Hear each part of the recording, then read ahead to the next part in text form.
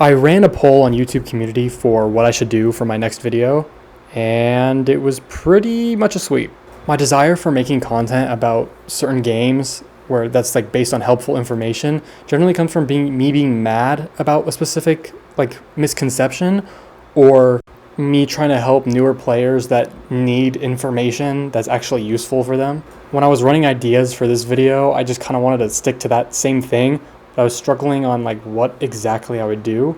The first thing that came to my mind was like top 3 most secretive enemies in Elden Ring, but I thought that was just kind of generic. The only reason I had that idea was because of the like secret golem that's at the end of the Rain of Arrows, Ash of War questline. The general pacing for that quest line was just you go to the town in the center of Caelid, go check up on the painting, and then if you follow the path that I show in the video below, you can go to the edge, jump off, do the painting quest line. But I mean, there's a little parkour on the way down. It's kind of hard. It took me a couple tries because there's a at the bottom there is a trigger zone that makes you take increased fall damage so people don't cheese it. But after you get past that, you're able to touch the dude at the painting, get the Ash of War. But then if you go over, if you look over a little bit, you can see the magic golem there. And this is a very special magic golem because he only takes like high damage output or input when you attack him on the wrists, which is unlike, I'm pretty sure, every golem in the game. But even video ideas like that, sure, I have one of them that I can talk about, but like that's just one random fact I wanted to talk about. So then I thought maybe people need to know about the best Elden Ring rune farm in the game, and the best place to do that is in Mogwin Palace. But that video is also just too simple, because why would anyone choose maybe like a top 3 best rune farms in the game?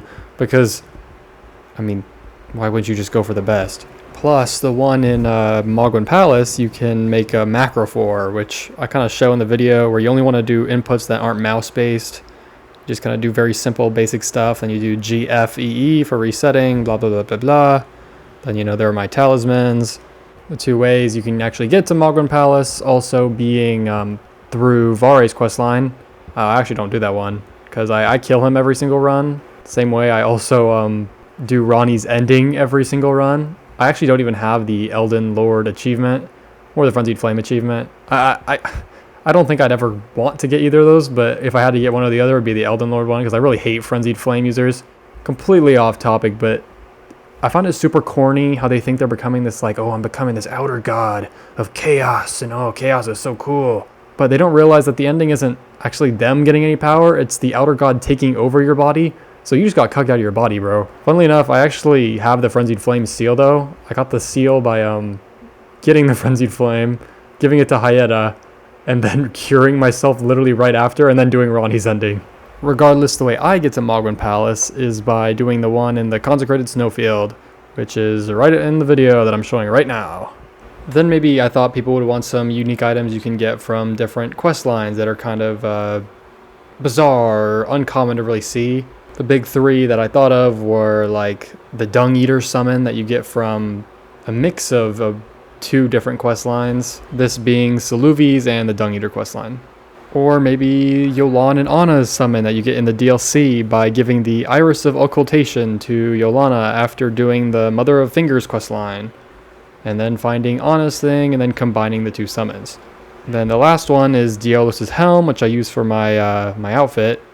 Pretty cool, but you just do Dialos' quest line. But then I realized there's no point in making a video about just 3 quest lines when people can learn about the items and go to other videos for more specific and descriptive ways of doing each of the quest lines. I might have also shown through a little bit, but I am into the Elden Ring lore, so I was considering making a video about lore, specifically about how Farum Azula could technically be 2 different parts of Caelid. Or I was going to bring up how after Gaius, we never used the Scattered Tree Chalice. That's kind of in the little area after him. And to also talk about how similar it is to the Flower Boss, that is where you get Miquella's Great Rune. But lore videos kind of take a while, and there are only really small things I'd want to get out, not really like entire videos, because if I make a lore video, I'm going to make it really long. And because I set a weekend deadline, that just was not happening. I could make videos about all these things in the end, maybe discover something, but I really just wanted to get this out. Speaking of another thing I wanted to get out was going to be how I personally thought that the DLC was rushed. Not in a bad way, I really love the DLC, but I also had this feeling in the back of my head that there was a bunch of empty room in the DLC. There's a bunch of places for items that in the end just give you smithing stones. Or a bunch of unused area, like in the Abyssal Woods, for example. Or another thing I was going to talk about is how there's actually a shortcut to the Cerulean Shore, which you need to go through the Dragon Cave to get to, and then make this jump in the video that I'm showing below. Or I was going to show a couple maps that you can use to get to all the places in the DLC. If you haven't realized yet, this is kind of my really meta way of telling you guys about these things without actually making a video about them. The real thing this video is going to be kind of about is it's NG broad. It's about how I new game progress and then other stuff you might want to know in new game progression. Ultimately, this kind of starts with my build. Very simple, but it's very good for speedrunning NGs. It's just a scav blood curved sword build. Does high blood damage, but then for enemies that don't take blood damage, I do the magma blades, which I mean are rare, but do really good damage against the Elden Beast and Radagon. Of course, as an item hunter, I have the Silver Scarab on as well, but I thought I'd bring that up. When it comes to speedrunning NGs, however, I also wanted to show my path for that, in addition to having information that is important when you are using NG to do another option in a quest line or do quest line options that you missed in your previous playthroughs. My path begins where, all of the places begin when you're starting a run, which is at the very beginning in Limgrave. I then grab the Site of Grace at the Church of Ella, and then grab the 2 Sided Graces by the town right after. This is important because mechanically, Melina will not talk to you if you don't go to all of these like a certain amount of Site of Graces. But when you sit by the one at the gate front, that's when her cutscene will initiate.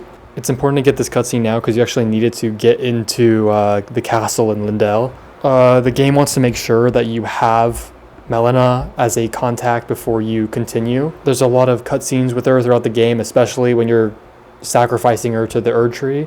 Stuff like this are called game locks. There's a certain amount of game locks in a run, but this is one of the big ones. Every NPC and ending has their own set of game locks, but this is one of the ones that you need to just progress the game. The ones that are all mainly game focused and some quest focused, but like the majority of like the main focus game locks are 1, getting I think 2 great runes, making it to the mountaintop of the giants, like when you first get there, burning the Erd Tree, and then killing Malekith. All of these things have like a consequence to them that makes it so the world is ever-changingly different. Either a NPC will be dead, an NPC has somehow metamorphosized into a different NPC, like Yura and Shabiri, or their questline becomes inaccessible due to a map change. The biggest example of this is when Ashen Lindell is then transferred. For the record, by the way, Ashen Lindell doesn't actually cover the sewers, so you can still get the Frenzied Flame ending. And then the most friendly, like surprisingly friendly game lock ending is Ronnie's ending, which you can actually start after you beat the game. Most of the other ones, though, aren't really applicable like this. I think Via's is, but I know Goldmask's isn't. I wish I knew the game locks for every NPC, but if you really want to play it safe, I would try and do every part of a character's quest line before you progress to a new section or a new major game lock, just to like make sure. So when you start NG and want to then get stuff from other quest lines, do everything for every quest line you know about and want to do before you move on. And if you move on in soft lock, then just keep moving on and then NG plus, and then you'll have more knowledge of what you should be doing that time. And it's always good to do that in like maybe your first 7 runs, but if you really want to do it after the 7 runs, it's just going to be a little more difficult. For the game locks regarding the DLC, one of them is when you get close to Shadow Keep. A lot of NPCs will start to scurry around or have new dialogue options that you need to know about, especially like Tholier and Lita, because Lita's going to start hunting down her traitorous combatants, or traitorous fellow combatants. Ansbach will also move into the castle. The only other DLC game lock is in Enir Elim, where once you kind of get there, Lita and her allies will, be there to jump you. At this point, I don't think any quest lines are accessible at all, besides the Mother of Fingers one, I guess. For the record, I'm not going to recommend this, but a lot of quest lines have kind of optional phases you don't really need to interact with. There are portions of quests that you can skip because a NPC will move to a different location and believe that just magically for some reason you interacted with them before. I think a great example of this is D and his brother, because you don't even have to do half their quest line, but as long as you do like the major parts, like the major steps, then it just happens. For example, you don't even need to meet Blade in Ronnie's questline as long as you progress far enough to where she doesn't ask you to do it. Or sometimes she'll just forget and you won't even have to do it to begin with. Just know that if you're just talking to someone and you're not delivering a major key item, sometimes that's not really part of the quest. Moving back onto my general guide of how to NG though, after sitting at that site of grace, you're going to want to go up into Stormvale, grab as many site of graces as you want. I'll explain why later. But just at least grab some. Then after you're done with Godric's castle at Stormvale, you want to go into Liurnia to go and get the key behind the dragon, then go into the academy. Once you get to a certain point in the academy, you're going to want to take the elevator down. I think this is when you get to the schoolhouse classroom. To get there to begin with, you need to know about the elevator, but once you get back on the elevator, you can take it down and go to the Iron Maidens. As long as the Iron Maiden kills you while you are inside of it, you will get teleported to a place called the Subterranean Inquisition Grounds. If the thing just kills you though, it doesn't count. You have to be inside of it in its grab animation.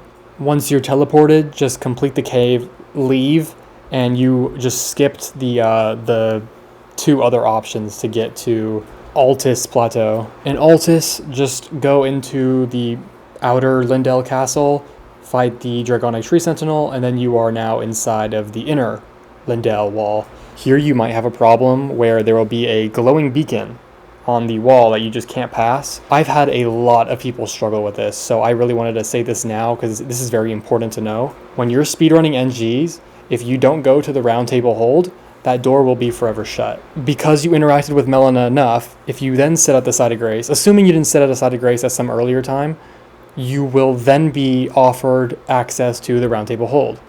Take that, and Melina will bring you to the round table hold, and then it should be unlocked. If it is still not unlocked, it is because you haven't been invaded by the skeleton dude in the corner of the round table hold. If once he invades you and you kill him, then it should open. That's only if it doesn't open when you just go to the round table, though I'm pretty sure it does. I've had so many people struggle with Melina related issues in NG where people have literally paid me Discord Nitro just to get the information that they wanted. I didn't even charge them, for the record. They were just they've been so confused for so long because it's so unclear of a problem that they send me Discord Nitro just for helping them, which, I mean, I'll take it, but I feel bad for taking it. I really wish this was like on every news article where if you search up, I'm having NG related issues with getting into Lindell, it would just pop up, but it doesn't. If like anybody has a problem about this, just ask me and I will answer. No Nitro needed. When you're inside of Lindell, there's not a lot of optimization you can do for like the best route. You really just need to go kill Morgott, then open the door to the mountaintop of the giants, go to Fire Giant, and then, you know, farm Azula, then beat the game. And then once you beat the game, you do it all over again. Generally, that's just my guide for NG. I wanted to make this video kind of quick because this is going to be my last video. Not my last video about Elden Ring. I definitely have more Soulsborne content when more Soulsborne comes out. But until I have like a really good idea I want to talk about regarding Elden Ring, then this is probably going to be my last for a bit. I'm going to be going back to kind of like my main content flow, which is just dumb things that I do playing video games. This video also is the first video that I've animated on Adobe Premiere, so that's cool, I guess. I might put a little bit of Adobe After Effects into it, but I don't know. We'll see. For anyone still here, I thought I'd drop the mic filter and tell you about one more little thing that I saw that I was going to include in this video, but I didn't want to clog up the yap session. You know, I said yap session, but I made a mistake. I'm just going to keep that in because, you know, I'm trying to be genuine here. This might be well known, but in the Ra base, or the ancient ruins of Ra, there's a second dancing lion in the DLC. Once you run up the path and then take an elevator upwards, it might be closed, it might not, I don't know. I went up there before, so you can see that it's already up there in the video. But then if you make a sharp left and then do a little bit of parkour or run around a bit, you'll see these little ruins on the bottom. And once you reach the end of it, you'll find another elevator. You go up, You run across a bridge, and then you'll fight the second dancing lion. This one's much harder. I think it does more skills faster, but it also has one extra phase. So, you know, in the original fight it has 3, but in this one it has 4, where one of the phases is a death blight attack, which is very unique. I was very cool. I thought this was very cool. It's pretty well known, but, you know, just in case you didn't know.